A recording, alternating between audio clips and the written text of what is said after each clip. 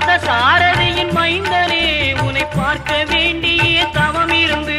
பார்த்த சாரதியின் மைந்தனே உன்னை பார்க்க வேண்டிய தவம் இருந்து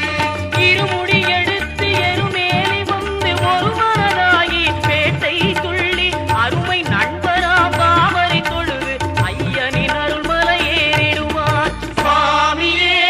ஐயப்போ ஐயப்போ சுவாமியே.